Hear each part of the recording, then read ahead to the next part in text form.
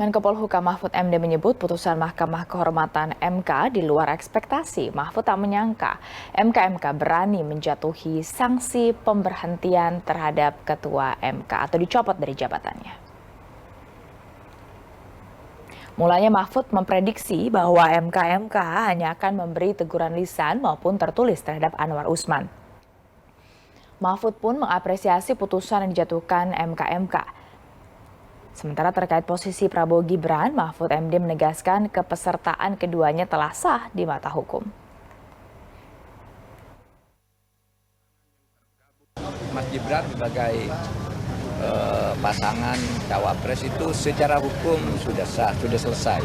Sekarang persoalan MK-nya yang kita selesaikan karena putusan MK itu ya sudah mengikat.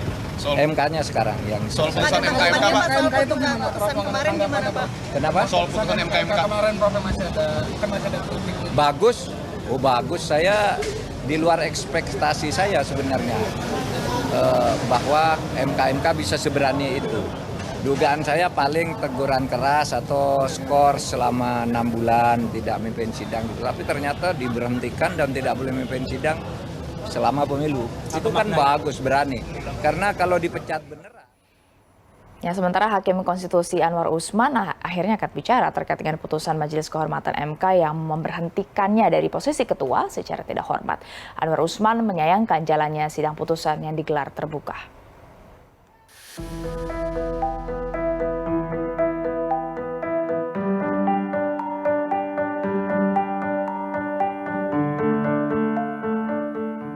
Kurang dari 24 jam setelah pembacaan putusan pemberhentian tidak hormat terhadap dirinya, Anwar Usman tidak tinggal diam.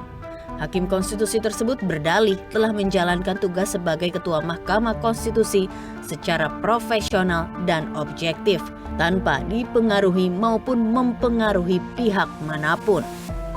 Anwar bahkan merasa dirinya sebagai korban fitnah.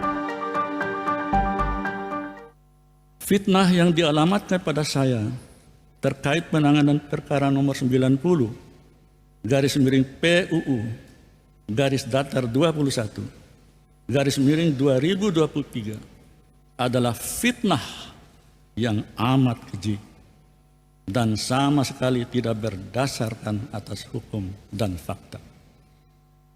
Saya tidak akan mengorbankan diri saya, martabat saya, dan kehormatan saya di ujung masa pengabdian saya sebagai hakim demi meloloskan pasangan calon tertentu. Lagi pula, perkara pengujian undang-undang hanya menyangkut norma, bukan kasus konkret.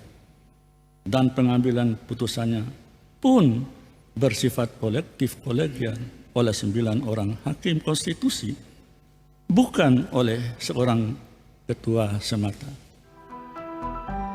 Sementara itu, Bacawa Pres Koalisi Indonesia Maju Gibran Rakabuming Raka menegaskan bahwa dirinya menghormati putusan Mahkamah Kehormatan MK.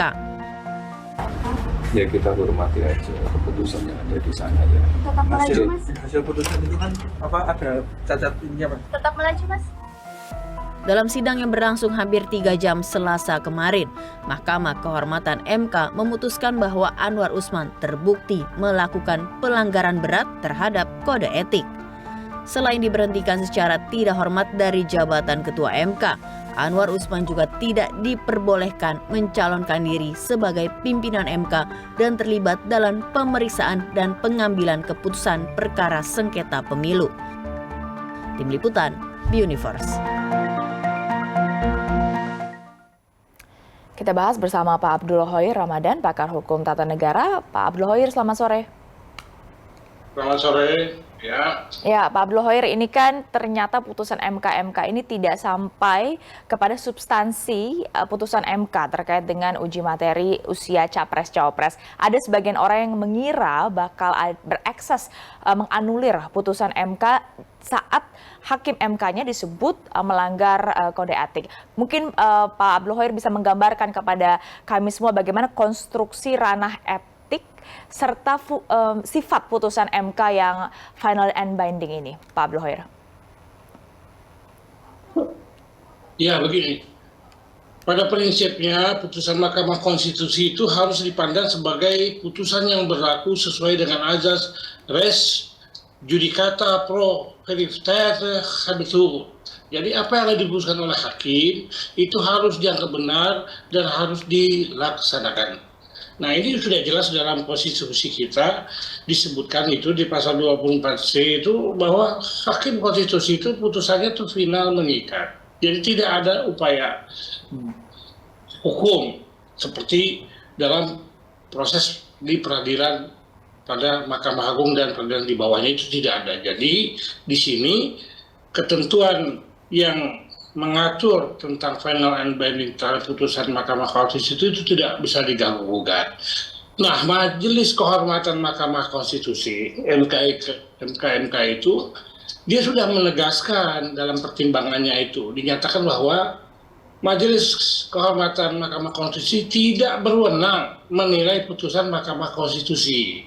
Jadi dalil-dalil para pelapor yang menunjuk pada pasal 17 ayat 6 dan ayat 7 Undang-Undang Kekuasaan Kehakiman itu dikesampingkan karena tidak dapat diberlakukan dalam konteks perkara dan putusan Mahkamah Konstitusi. Dengan demikian, putusan Mahkamah Konstitusi nomor 90 itu tetap berlaku final dan mengikat. Nah, di sini kan kita perlu lihat ya, putusan MK itu tidak sederajat dengan putusan Mahkamah Konstitusi.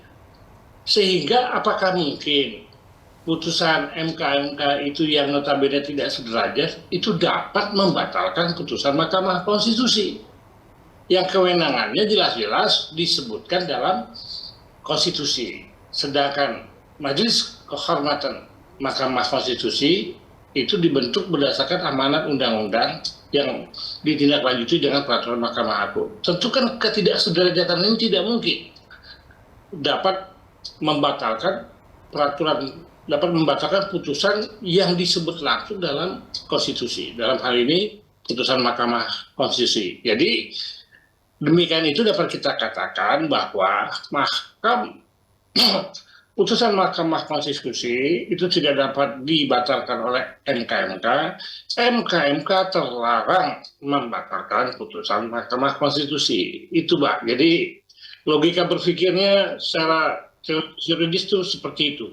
Berarti Pak Abdul Khair sebenarnya sejak awal pun dimulainya pendalaman ya atau pemeriksaan oleh MK itu sebenarnya sudah tidak mungkin ada ekses terhadap putusan MK perkara 90 ini. Ya, saya sebelum seminggu putusan itu sudah banyak berkomentar, sudah bikin kajian, bikin tulisan. Saya bilang Majelis Kehormatan Mahkamah Konstitusi terlarang membesarkan putusan Mahkamah Konstitusi. Gitu loh. Jadi memang tidak pada tempatnya, Mbak. Karena kan keadilan itu kan menempatkan sesuatu sesuai dengan tempatnya. Nah, ini menempatkan Mahkamah Konstitusi agar dibatalkan putusannya dengan Majelis Kehormatan Mahkamah Konstitusi itu bukan pada tempatnya, tidak proporsional. Ketika bukan pada tempatnya, itu berarti tidak halal. Itu bahasanya itu haram gitu. Jadi di sini tidak ada khilafiyah sebenarnya. Ini jelas dan tegas, bukan masalah khilafiyah, ada perbedaan, ada ruang celah untuk kita berbeda pendapat. Tidak, ini jelas. Kedudukan Mahkamah Konstitusi itu diatur dengan Undang-Undang Dasar. Disebut. Majelis Kehormatan Mahkamah Konstitusi itu amanat Undang-Undang Mahkamah Konstitusi yang ditindaklanjuti dalam peraturan Mahkamah Konstitusi. Ini kan tidak sederajat, nggak mungkin. Karena nanti produknya pun berbeda. Ada azas peraturan yang lebih tinggi itu dapat membatalkan peraturan yang lebih rendah sepanjang peraturan yang rendah itu bertentangan dengan yang di atasnya. Dengan kata lain, peraturan undang-undangan di bawah itu tidak boleh bertentangan dengan peraturan yang di atasnya. Itu hierarki perundang-undangan ya, Pak Abdul Khair ya. Pak Abdul Khair. Ini ke sana, lex superiori dan lex inferiori. Nah, MK ini kan memutuskan untuk mencopot jabatan Anwar Usman dari posisi ketua, tapi tetap menjadi hakim konstitusi. Tapi juga ada catatannya diminta untuk tidak ikut serta menguji sengketa pemilu nanti. Lalu bagaimana implementasinya Pak Abdul Khair? Karena kan ada 9 hakim MK. Ini 9 artinya ganjil supaya ketika voting kan bisa dilihat langsung hasilnya mana yang lebih banyak. Kalau 8 hakim MK implementasinya seperti apa? Ya, kalau kita baca putusan MK memang Hakim Konstitusi Anwar Usman itu terpenuhi dalam pelanggaran sabta karsa utama itu, 7 prinsip Hakim Agung.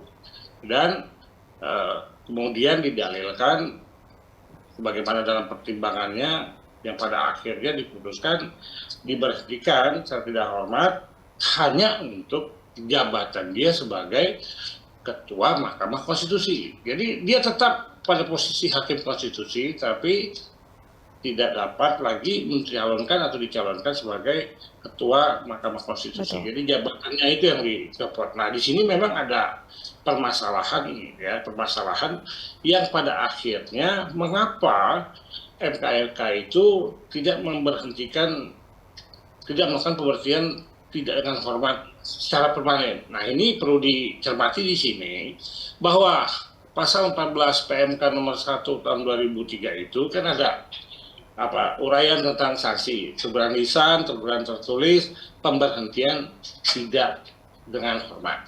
Oke. Nah, PMK ini harus dikaitkan dengan ketentuan pasal 23 ayat 2 Undang-Undang nomor 7 tahun 2020. Tahan ketiga atas Undang-Undang nomor 24 tahun 2003 tentang Mahkamah Konstitusi. Nah, di situ, Pak, ada beberapa items Hakim Konstitusi itu dapat diberhentikan tidak hormat. Ada misalkan di sini dijatuhi pidana berdasarkan putusan pengadilan yang telah melakukan perbuatan tercela dan lain-lain.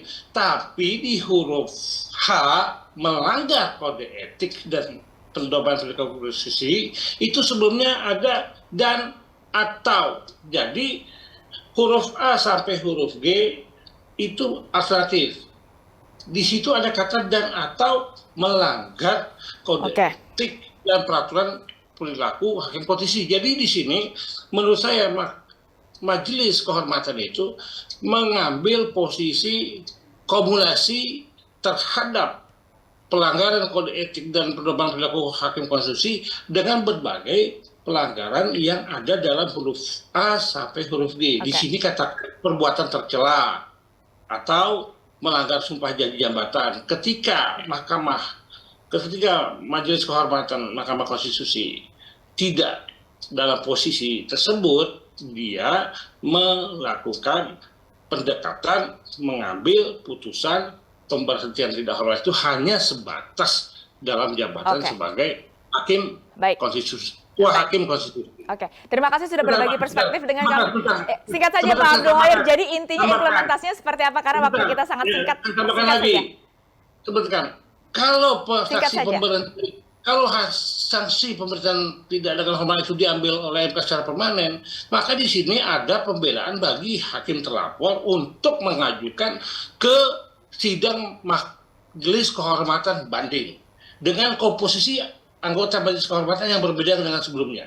Dan di sini harus juga ada peraturan lebih lanjut yang mengatur tentang itu. Jadi di sini ada ruang bagi MK mengkompromikan antara peraturan Mahkamah Konstitusi dengan Undang-Undang Mahkamah Konstitusi yang disebutkan tadi. Oke, kita tunggu nanti bagaimana kelanjutannya. Terima kasih Pak Abdul Hoyer, pakar hukum tata negara sudah berbagi perspektif dengan kami di Berita Satu Utama.